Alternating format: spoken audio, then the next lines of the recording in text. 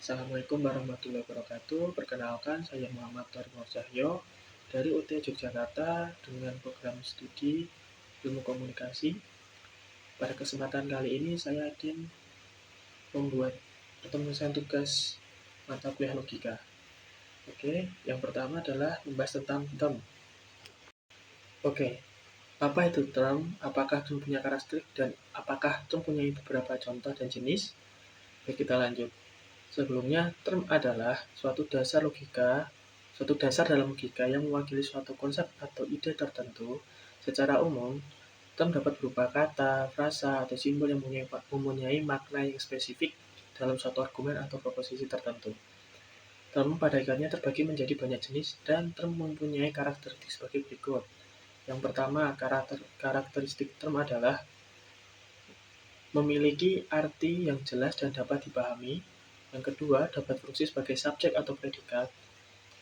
Dalam sebuah pernyataan seperti semua kucing adalah mamalia, kucing di sini adalah term yang berfungsi sebagai subjek dan mamalia adalah term yang berfungsi sebagai predikat.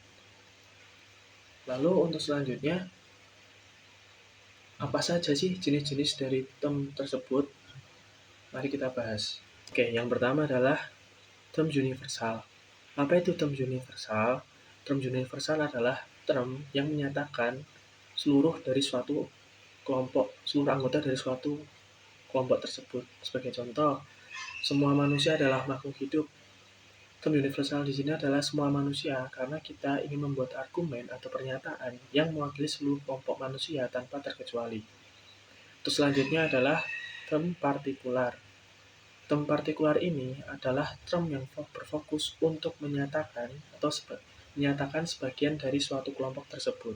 Sebagai contoh, beberapa siswa suka matematika. Mengapa kalimat beberapa siswa ini adalah bentuk contoh dari term partikular? Karena kita ingin memberikan fakta yang sifatnya tidak menyamaratakan gitu. Dengan menggunakan contoh beberapa siswa, argumennya kan terasa adil dan akurat. Kenapa? Karena kita tidak menyamaratakan tersebut. Itulah contoh atau itulah definisi dari term partikular. Nah, apa sih manfaatnya term partikular ini? Dengan kita memberikan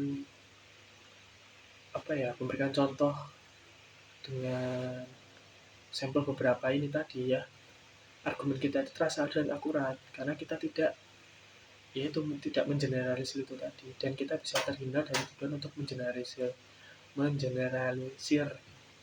sebuah pernyataan. Ya memang wajar kan memang tidak semua siswa suka matematika, pasti ada yang tidak suka gitu. Untuk yang selanjutnya adalah term tunggal. Term tunggal ini hanya merujuk pada satu objek tertentu. Kita hanya berfokus pada satu objek tertentu. Contoh, Ata adalah anak yang nakal. Di sini contoh Ata adalah penyebutan yang sesuai dengan term tunggal itu sendiri. Kenapa? Karena kita hanya berfokus pada satu orang, yaitu Ata. Kita tidak berfokus pada apakah semua anak bernama Ata itu nakal, atau beberapa anak bernama itu Ata itu udah pasti nakal. Tidak, kita hanya menyebutkan ya pokoknya Ata nakal.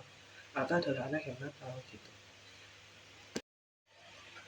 Demikian penjelasan singkat tentang apa itu term, apa itu karakteristik dari term, dan apa itu contoh-contohnya.